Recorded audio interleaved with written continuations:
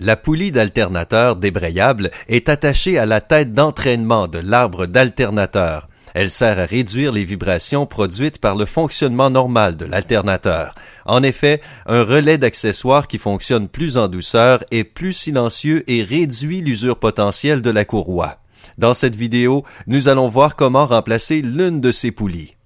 La poulie est vissée sur l'arbre d'alternateur dans le sens contraire de sa rotation normale. Il vous faut un outil spécial muni d'un élément pour tenir l'arbre d'alternateur et d'un autre élément avec lequel vous dévisserez la poulie.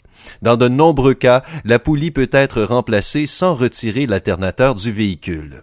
La poulie est munie d'un couvercle en plastique qui couvre les filets.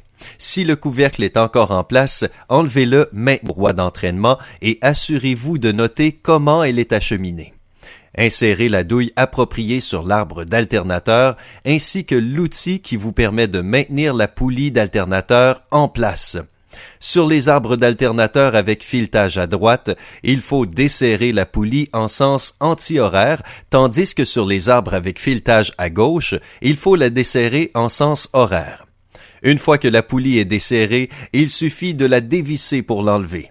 La poulie neuve devrait être munie d'un couvercle en plastique neuf.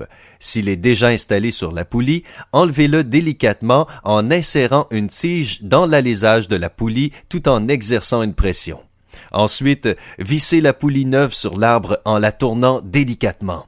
Utilisez les outils spéciaux pour serrer la poulie selon les spécifications du fabricant. Installez le couvercle de plastique en orientant les chiffres vers l'alternateur. Pour terminer, il suffit de réinstaller la courroie et de mettre le moteur en marche pour s'assurer que tout fonctionne bien. Et voilà, le travail est terminé.